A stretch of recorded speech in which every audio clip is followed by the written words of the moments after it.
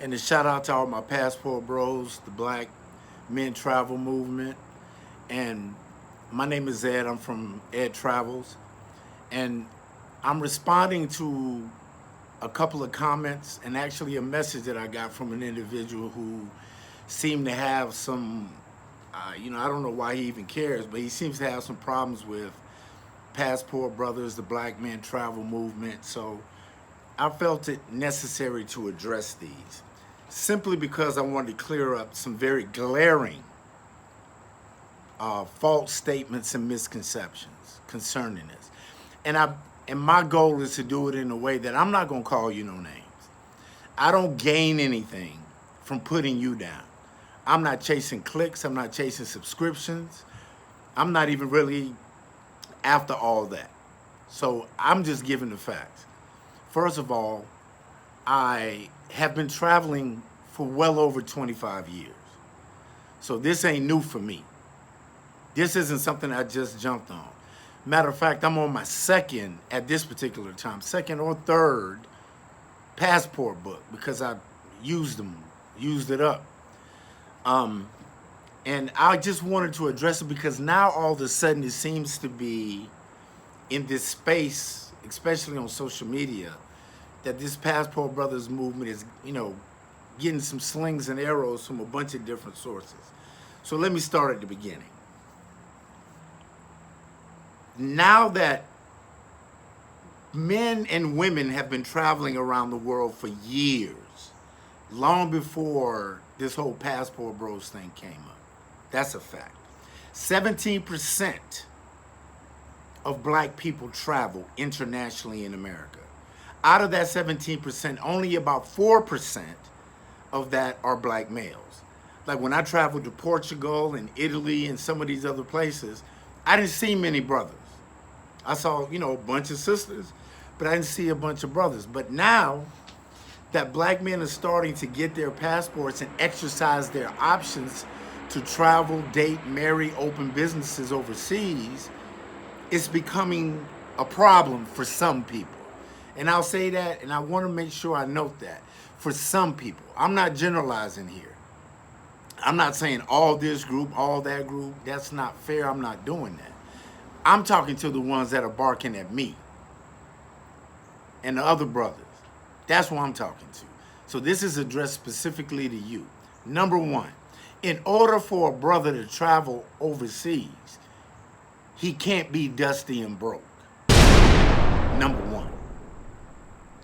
So all them people that, the little angry lady, I'm pretty sure everybody saw the video, that sat back and told, y'all sit y'all dusty behinds down. Y'all baby mamas told y'all can't travel because you can't get your passport anyway. See, that showed the ignorance. Number one, if I owe child support, I can't get a passport. Duh. So who you talking to? Secondly, all these passport bros don't have baby mamas. Okay? And then, international tickets are not cheap, people. For me to fly back to Southeast Asia, it's almost $1,600 one way. That's not counting transportation, hotel, food, all of that. So this idea that, they dusty and they broke, that's why they're leaving, that doesn't even make common sense.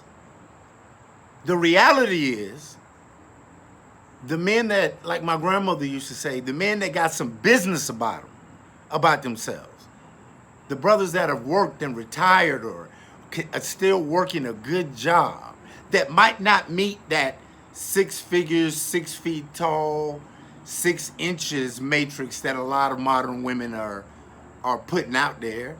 He's not a high value man, but the brother don't have no baby mamas. If he did, he don't owe no child support. He's taking care of himself. He's paying his bills. He qualifies for a passport because that's a privilege. That's something that's just not given to people. That's a privilege. So that brother that's traveling is far from broke. He might not be super wealthy, but he got enough money. And even on that, I grew up in Los Angeles. I'm in Atlanta right now. For me to fly to LA round trip, hotel, rental car, food, all of that costs me more than it does to fly to Cartagena, Colombia, the DR, El Salvador, Mexico. Facts. You know, so this whole bashing and attacking passport brothers or brothers that travel that we dusty and we broke. The reality is, people, the dusty and broke ones are the ones left back here with you.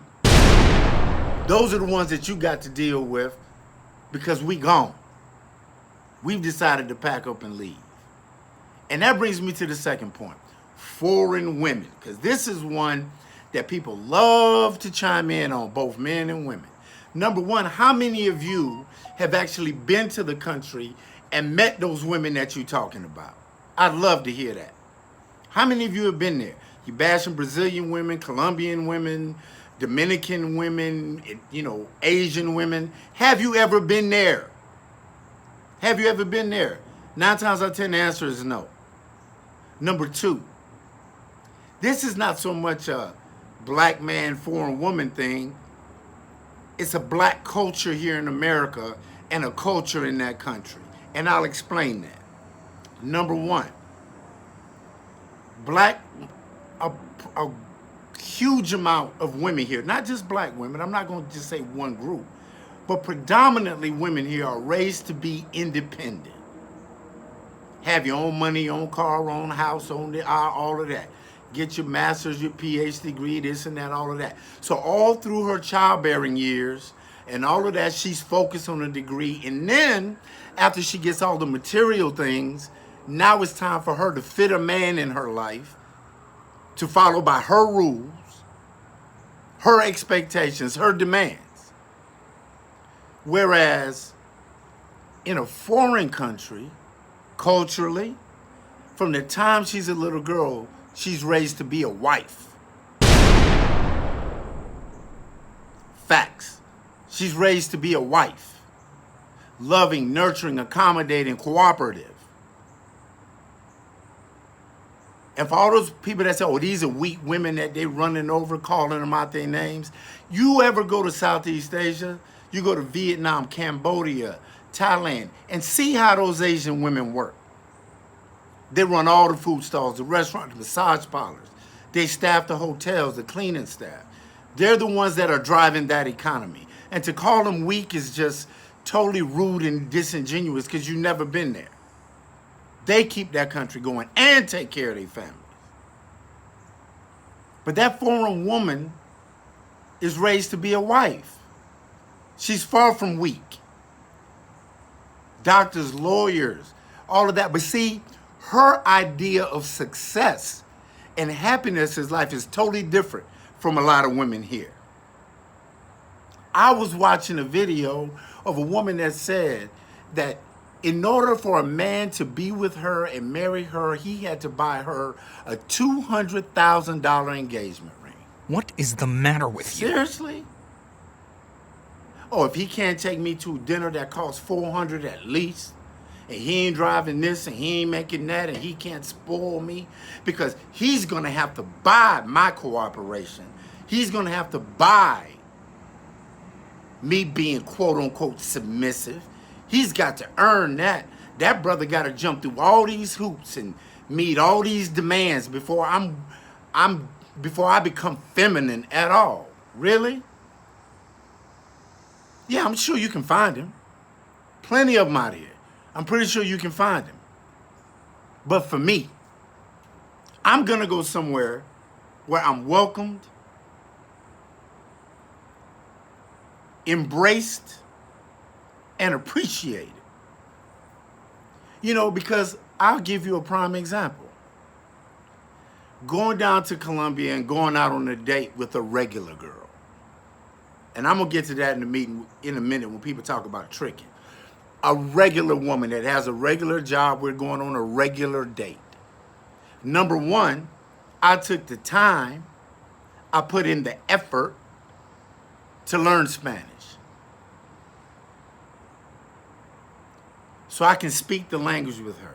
And I ask her, hey, let's go get something to eat. She's not going to pick Ruth Chris. She's not going to sit back and pick the most expensive restaurant in that city. She's going to sit back and say, hey, look, I know a good little local spot around the corner. We can go eat there. Those are my people. In Colombia, I can get a bandejas país, their national dish. Right? 8,000. $2. Para mí y tú. For me and her. For me and you. I can get that meal, drink, everything cost me less than $10. When I got this woman making demands here in the States about what she's gonna require, and it's all superficial. It's all superficial money so she can show it. And then the thing about it, to talk about appreciation, I mean, the internet now is flooded with those videos.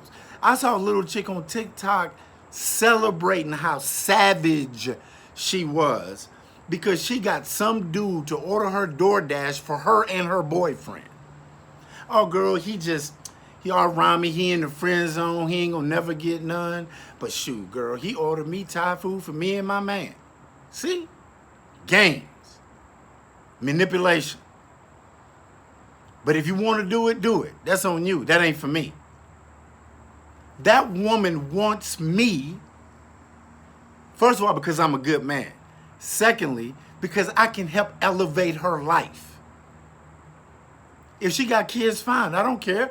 Women here got 3, 4 kids, 3, 4 baby daddies and want you to take care of another man's kid, but you can't discipline them. Oh, my kids are good kids. You don't need to discipline them. They're not my babies. So I got to take you, and then some of them don't even want you to have kids. I got 4 kids by 4 baby daddies, but I don't want him to have no kids. Selfish. Just totally delusional. All right, and then also about traveling abroad, foreign women, the whole deal. You got brothers in this Passport Brothers movement that are opening businesses, buying property in these countries, building homes there, getting married there. My boy Andre, Love Across Borders, him and his wife are a beautiful couple doing big things in Cali, Colombia. So, you know, when you sit back and you start talking about the next misconception, that these brothers are going down there to trick. Okay. First of all, if it's his money, he can do what the hell he wants to with it. If he wants to go down there and engage and pay for play, fine. He's doing it here. It's not free here. Matter of fact, it's more expensive here. So this brother's looking at return on investment. I'm going to go down there for whatever price it is, which is a fraction of what it would be in the U.S., and I'm going to sit down there and I'm going to smash a 10 or an 11. Fresh, fit, fun. Not morbidly obese because she doesn't want to go to the gym. Or she wants to take shortcuts and go get a BBL from some doctor in the Dominican who's not board certified, put her life on the line, almost die to make her butt bigger and her stomach look smaller. You know why it's called a BBL? A Brazilian butt lift? Because Brazilian women got that ass naturally. So why don't I go to Rio, Sao Paulo? Don't need to pay for no BBL. I got the real Brazilian right there. And she got a better attitude. And she's approachable.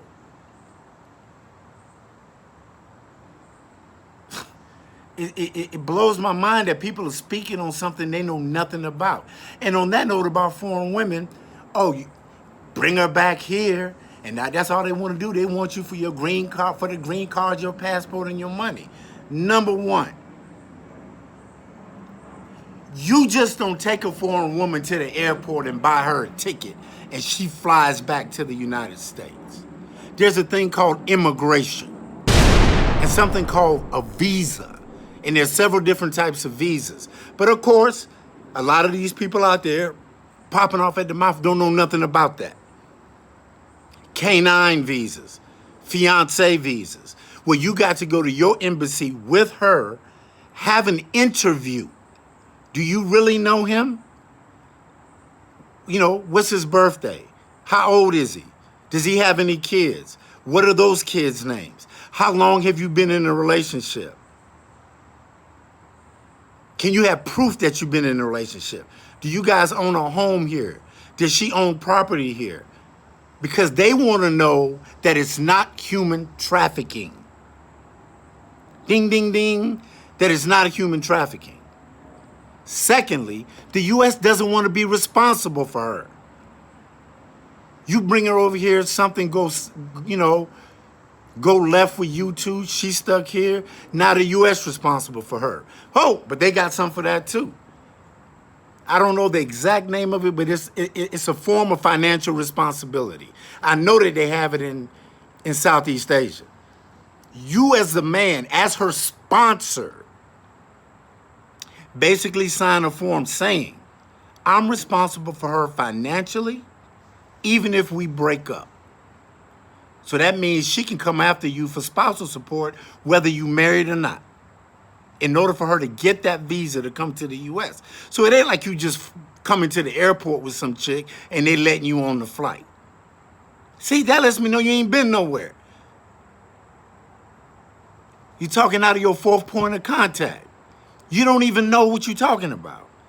But more importantly, I've lived outside the country now for 4 years. I come back and forth to handle business or whatever, personal reasons. But I have a house. I invested in a small business there. I have a life there. And you know what? I don't need to make anywhere close to 6 figures for that. Because the US dollar is doing so well now. In the Philippines, 56 pesos to the dollar. For the first time in years, there's parity between the euro and the dollar, 1 for 1. 1 euro equals $1, when the euro used to be more. Down in Colombia, 4,400 pesos to the dollar. So $1 is 4,400 pesos. $10 is 44,000. $100 is 440,000 pesos. So if I can get a meal for 20 pesos, 8 pesos, and $10 is 40,000 pesos. Duh, I can't go to Burger King here for less than almost $20. So this idea that you bringing her back here, why would I bring her back to an environment I left? Because it was too expensive. It was too chaotic. The politics, the dating scene, the whole thing. I go where I find peace and someone who helps me build, that I can live with, that I ain't got to fight with when I come home. You understand? And more importantly, those people that don't even know that for a woman don't understand the family dynamic. Her family probably means more to her than I do. I've seen it in Asia. I've seen it in South America. They'll live in a 5-story house with multiple generations live in that same house. Some of those women, I can speak for Colombia, they work Monday to Saturday. Sunday is the only day off. And she's spending that with her, if she got kids, with her kids and her family. She either going over there, they coming to her place, or whatever it is. So I got to fit into that dynamic. She's not leaving that. She'll come to the U.S. to visit, but she's going home. So she just wants you for your money. They want you for your money here, fam. They want you for your money here. And you don't get the return on the investment. All you get is a slick mouth and bad attitude. and her telling you what she ain't gonna do. And you know what? It's beautiful now that there's been a paradigm shift. And brothers now are starting to wise up. I ain't got to deal with this. I ain't got to deal with this.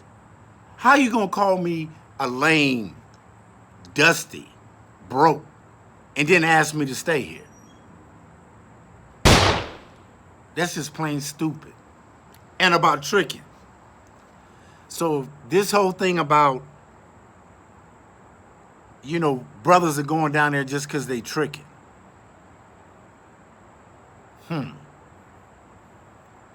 You can trick here. I don't have to get a passport, fly 18, 19 hours somewhere to go buy some sex. You can do it here. Atlanta, Miami, Vegas, LA, New York, New Orleans. You can trick here. It's gonna cost you more, but you can trick here. But more importantly, all of these pickup artist coaches or whatever it is that teach you how to get game, they're not talking about the women. They're not talking about the girls' trips. They're not talking about, her going down there and just getting straight done by that Jamaican dude or that dude in the Bahamas. They've been doing that for years, going to get her groove back, as they say. And then they got that, they got that secret among them. You don't tell what happens on girls' trips, but then you're so hypocritical, you try to point that out when a brother does it. And the pickup artist coaches, yeah, I understand your hustle, bruh. You're going to sit out there and you're going to find some simp that's going to pay you money so you can teach him how to have game. But see, I've made some investments that have turned out pretty good, which also helped me travel. And there's a big thing called ROI, return on investment. So before I invest in a company, I research a company. I want to see their prospectus. I want to see their earnings for the last couple of quarters, so I can find out whether this is a solid investment. And for you pickup artists, bruh, where your receipts? Where your receipts? Where your satisfied customers at? You're sitting here talking about, you paying $1,000 a month. I've heard this. You paying $1,000 a month for that girl down there in Mexico. Well, you could pay me $1,000 a month, and I could teach you how you get a woman here everywhere. No, he just wants your 12 grand, bruh. How you gonna tell me to do something, how to do something I'm already doing? And for those young brothers out there, think about it. Show your receipts. Show me how your class or your consultation is going to benefit me. I get it. Clicks, views, clout, super chats. That's what you want. And what you're doing is you're pandering to those men and those women that got a problem with brothers traveling, because buttering them up so they can keep super chatting you and paying for your bullshit consultations. I get it, bro. Good luck to you. Don't knock the hustle, right? But call it what it is. And on that note, there's a book on Amazon I want all of you brothers to check out. It's by this sister named Bianca C. Williams, and it's called The Pursuit of Happiness. The Pursuit of Happiness. They're actually teaching college classes on this book. This sister spelled it out in black and white about women traveling to the Caribbean, to the Bahamas, to have sex, to pay to have sex with men. And they use the hypocritical logic that, the men in the States ain't no good, I just had to do this. So no matter what she does, it always got to be the man's fault. And as I finish this, I'll just have to sit back and say, it ain't fun when the rabbit got the gun. Because at the end of the day, the reason why there's such an uproar about all this is because black men are waking up and exercising their options and leaving the crowd behind, both men and women. And what's this causing, especially black women, to do is look in the mirror, take accountability, because obviously what you're doing ain't working. To all my passport bros out there, I got one thing to say. And fly, man. Spread your wings. There's a whole world out there for you to see. And when you get out there, you're going to realize that you're going to finally find yourself. You're going to find who you are. That's the purpose of traveling. It's to wake up the next morning breathing different air, looking at different scenery, meeting different people, listening to different music, tasting different food, learning different languages, which makes you a much more well-rounded individual. So get that passport, bruh. Book that flight and step out your comfort zone. Peace.